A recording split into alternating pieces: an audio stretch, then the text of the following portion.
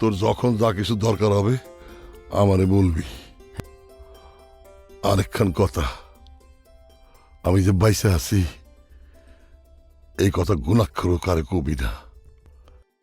জামাল শুনলে আমারে মাইনে ফেলাবি। আমি আমি সময় মতো জামালরে বলবো। চাচা, আমি আজকে যাই। ওই কে জানি এইটাছে, পালা পালা।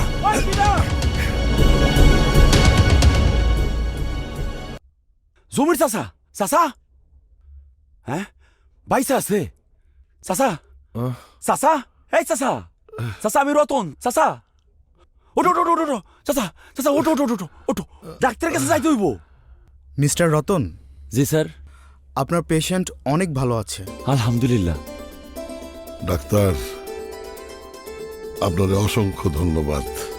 আরে ধন্যবাদ আমাকে দিবেন কেন? এটা তো আমার দায়িত্ব। ধন্যবাদ দিবেন রতন সাহেবকে।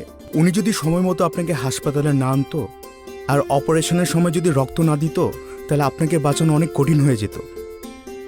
আরে আপনি তো বেশ শক্ত, 2 ব্যাগ রক্ত দিয়েছেন আর সারা রাত ঘুমাননি, এখনো তো বেশ ফুরফুরে আছেন। ডাক্তার সাহেব, আমি মাঝি মানুষ। ঝড় হোক, বৃষ্টি হোক, রোদ হোক, বইটা আমার টানাই লাগে।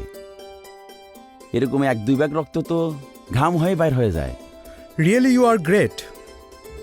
আমি বিকেলে এসে দেখে যাব, আর যে কোনো প্রয়োজনে নার্সরা তো আছেই। ভালো থাকবেন। জি রতন, চাচা। তুই আমার জন্য যা করলি আমি জীবনে বলবো না। চাচা, মানুষ হতেছে গিয়া আশরাফুল মাকলুকাত, মানে সৃষ্টির সেরা জীব। মানুষ যদি মানুষের বিপদে সাহায্য না করে, তাহলে শ্রেষ্ঠ জীব হিসেবে কিভাবে দাবি করব কন? শোন, তোর যখন যা কিছু দরকার হবে আমারে বলবি। আরেকখান কথা, আমি যে বাইসে আছি এই কথা গুণাক্ষর কারে কবি না। জামাল শুনলে আমারে মাইনে ফেলাবি। আমি সময় মতো জামালরে বলবো। চাচা, আমি আজকে যাই। মা আবার ওদিকে চিন্তা করবি। আসসালামু আলাইকুম। ওয়ালাইকুম আসসালাম। ওসি সাহেব আমারে ডাকছিল, যা দেখি রতন আজতে।